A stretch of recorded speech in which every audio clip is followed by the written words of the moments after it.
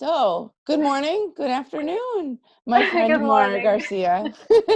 So you're in Spain and I am In not. Spain. Yes. So for everybody listening, this is my friend Mara Garcia. She runs The Bold Mom. It's an online community that that she promotes horror, all kinds of Yes. horror, books, movies, other kinds of literature and stuff like that. How long have you been running that site for? Then only for 3 years, actually. Oh my God, that's it? I thought Yes. you, Jesus, you're like a rock star in that space. Oh, For, wish I was. so I found, Yes, only. oh, so I found Mar because I have a friend who published a horror novel and I was helping him do a little bit of marketing. So I was looking for creative ways to get him some exposure, and The Bold Mom cropped up. And, how are you? Have you always been a horror fan? What drew you to start this, business? Tell us a little bit about your story. Yes. I have always liked horror in my personal life, but I don't really know how this happened, all of this brand on my website. I started 3 years ago because of pure need, because I found myself alone with my 2 years old daughter, and she was too little to go to school, so I couldn't go out to get a regular job. So I needed both to stay at home and to earn money. So I just started a blog. What the Bold Mom was a blog at the beginning, and I made the social media account related to it, and I just started contacting lots and lots and lots of authors on Facebook and Twitter, and I was really attending any genre, really. And it just happened that most of my circle started being horror. I guess I was naturally drawn to it because I love it.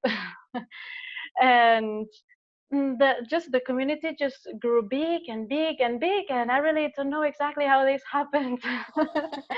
Yes. Well, so you had found this niche of people who, you started reaching out to other people with like interests and just said, hey, how did, I guess, tell me a little bit more about how you, started the I blogging and I reaching out. I, I couldn't hear you. Can you hear me now? Yes. Yes, now I hear you. It Technical was like blah, blah, difficulties. blah, Blah, blah, blah. blah. Yes. Okay. Yes. So tell me a little bit about how you started reaching out to some of these people. Are they people who were fans of horror, or are they authors and you were started writing reviews? How did you know, start? Yes. Yes, I started really blindly because I have never worked on marketing. I actually studied chemistry, so this has nothing to do with it.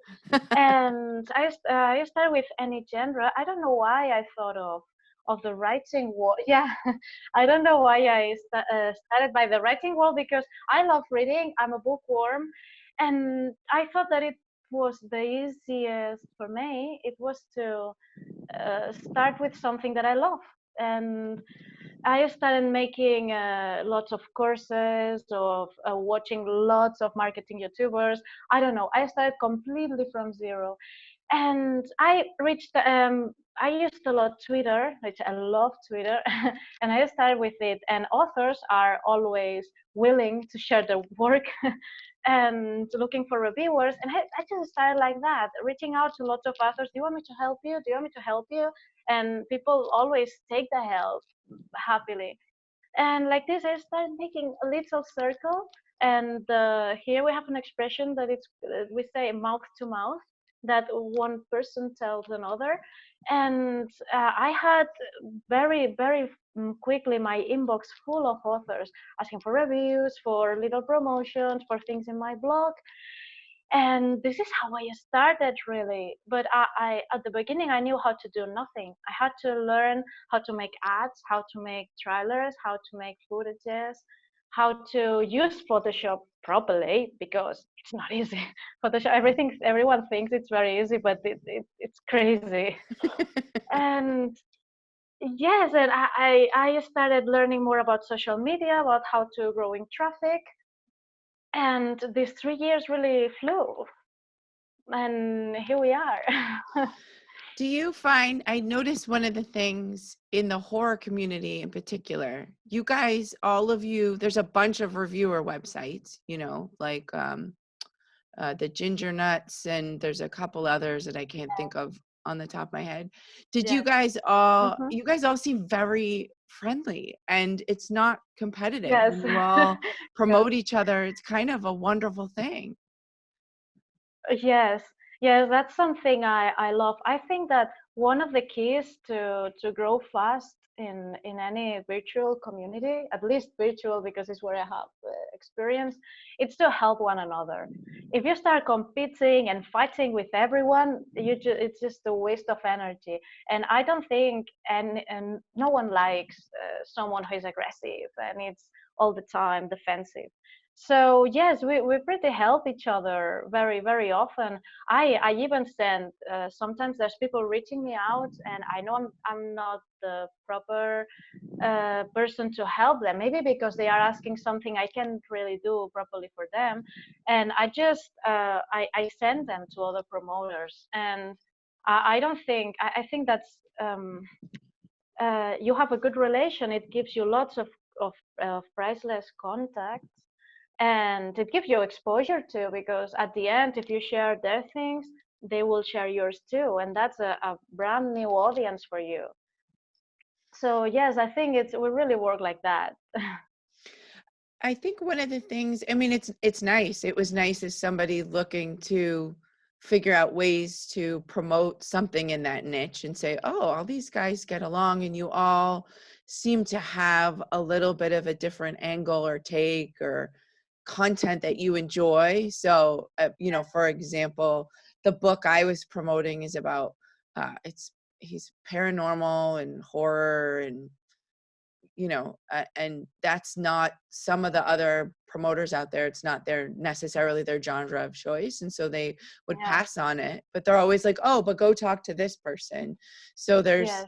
something to be said for the power of having not only your community that you've built and nurtured, but Mm. having others that might be little, like, you're all like little galaxies that, Yes. intersect and pass Yes. people back and forth. Yes. So Yes. what's if you were thinking about starting, a new community, what would be maybe one tip that you would share now that you know what you know for somebody who might be Yes. starting out? Um, I know it's what a I hard would question. say, yes, yes. Now that I've made a lot of mistakes these 3 years, and I've learned what works and what doesn't, and what people ignore actually, because many times you do something thinking that, wow, this is so cool, people are gonna love this. No one listens to it, and no one pay attention to it. I think that to start a community, the most important is what you were saying, to have a helping spirit. I think that to look approachable to people. I think that if you give the impression that you're like a high executive of the community, it's people are not gonna reach you out in a friendly way, or that, for example, I receive a lot of emails that they don't really want a thing in specifically. They just approach me like, "Hey, I have a book and I don't know what to do," you know. I mean, and I just answer them like, say, well, you could do this or that. I think that it's a beautiful thing that people can reach you out like you're just one more human in this planet. And I think that that is a good start for a community, because I think that it's easier that that person maybe tells another one, hey, check this out, because I saw this person or this group that are doing this or that. And people say a kind of ship effect, we say here. The people are drawn to what they feel comfortable to more than a number. I've seen a lot of these websites because to compare my prices and to see what others are doing, because after all, you learn from others the most. And I really don't find anyone doing exactly what I do. They are like robots which pay $20 and you have your book in this blog with your number. You're a machine. You don't talk to anyone. Or they are high prices, like I don't know, the important magazines, the Scream magazines, or that I myself have reached out sometimes and I said, "Oh, this is too much for me," and that people think, "Oof, this is too big for me." It's not a good thing. You want people to approach. I think That that's really actually, important. that's great. I was going to ask you, one of my questions was around your pricing, because I think, again, Mm, looking at this space as somebody who is looking to promote, mm. looking at what everybody else does, there's people who do stuff for free. There's people who say, hey, mail me a book and I'll maybe get around to Yeah. reviewing it. So, I think one of the things, fortunately, you liked the book I was promoting, so that worked out Oh, well. it's one of the best books I have read, really. I'll I tell him. recommend it to everyone. Everyone. I was at the edge of the chair reading it. Like, really amazing, amazing. I I'll tell loved him. it. Well, having good content to promote is easy, but setting, I think one of the challenges that people struggle with, and as a marketer myself, it's a hard thing to do, is set prices. You talked a little bit about figuring out and looking at the competition and how people are pricing themselves. Yes, I'd love to hear a little bit of how you kind of go about evaluating that, and yes, how you got to where your pricing is. yes. I was very worried about that for a while because I didn't know what to do. As I couldn't compare what I do, because at the end, as I care so personally for each one of my clients, that I end up being like a kind of personal agent who they can message anytime asking for anything, that it's difficult to put a price to that. So what I did is to link the price to the reach that I have. At the beginning, no one listened to me. I could just help making support material, making ads, making press kits, which I had to learn how to do too. And it was like a kind of material that I could put a price to, but not to my influence really. And as my traffic and my reach grew, it's when I started saying, well, maybe now I can charge something.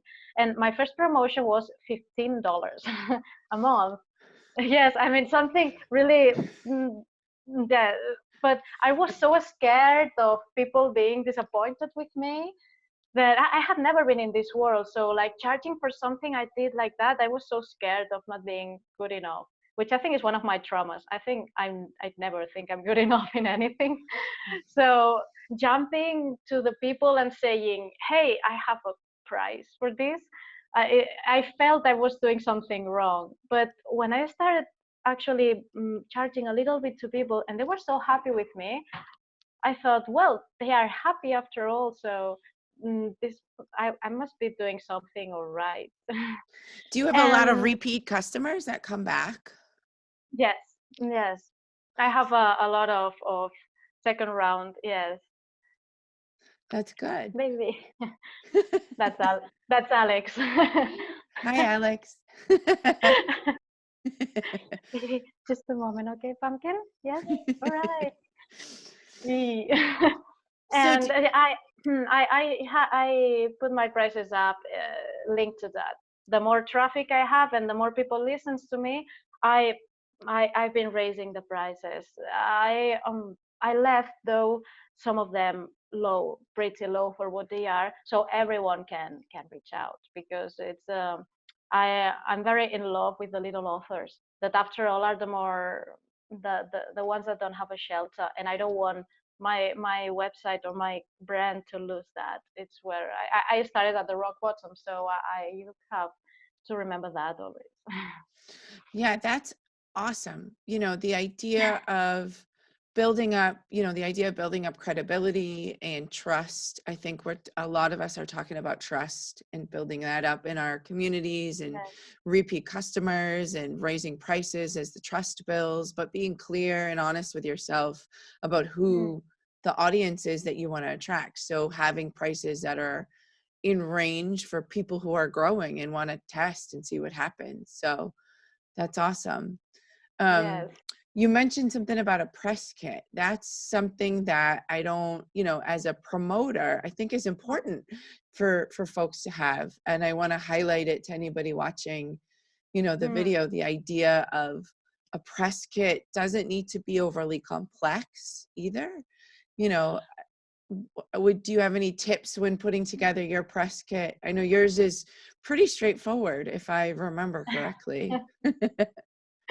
Yes, the press kits that I do, they have like I made like a template with have splashes of blood and my logo, because I thought that for It the has to little have blood. I mean, you can't have it without the blood. yeah, blood everywhere, everywhere.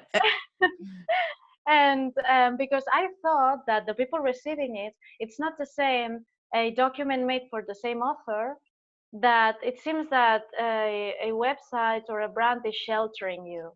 And that's why at the end, um, I um, I sent any inquiries or further information, if you want to review copy, to send them to me, so they see that that author, I'm talking on the author's behalf. And I think that for the people who receives it, it gives you like another level of professionalism, and that, well, maybe this person is someone, because that person is talking on their behalf.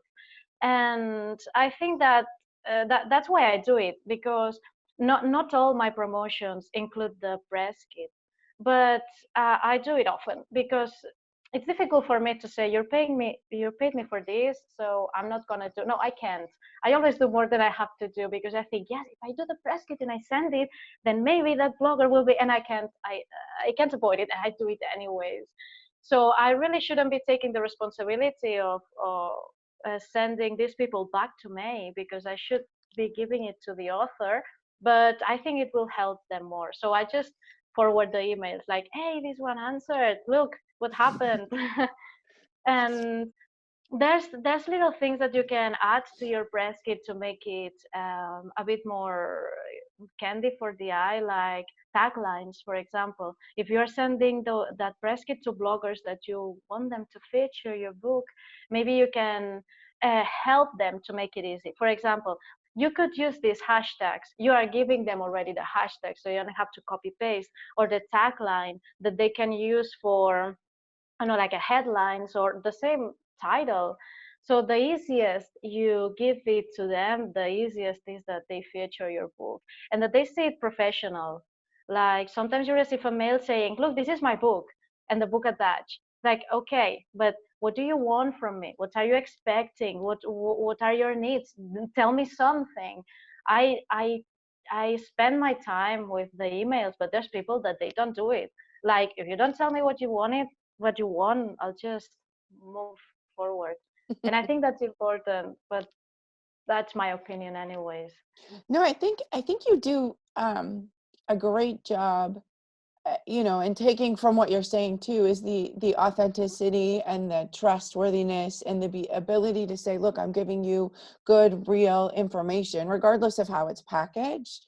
Mm, I think that's one of the things that you do incredibly well too within your Facebook community and Twitter and Instagram, I, is people feel like they know you a little bit. I mean, we've built our yes. relationship over the years, and Mm. you honestly care, and that comes across in everything that you do. And Ah, that's I think that's one of the biggest tips that I'm hoping people take away from this is be authentic when you're chatting. I mean, we were real. This is a recording video. We tried to do a live, the tech didn't work. you know yeah. it's Yes. it's just it's life, and that's the way that it goes. So thank you so much for chatting with me. And for everybody watching this, this is Mar Garcia. She runs The Bold Mom. It's a horror promotion site. She has some awesome, if you're into that genre at all, awesome stuff on there. Indie authors, bigger Thank than you. indie. Anything else you want to add as we kind of end our chat today? I don't know. I think that was the most important, and I'm pretty nervous. So I'm sure when we hang up, I'll remember things. But now I don't. Well, thank you so much. Thank you, Jesse.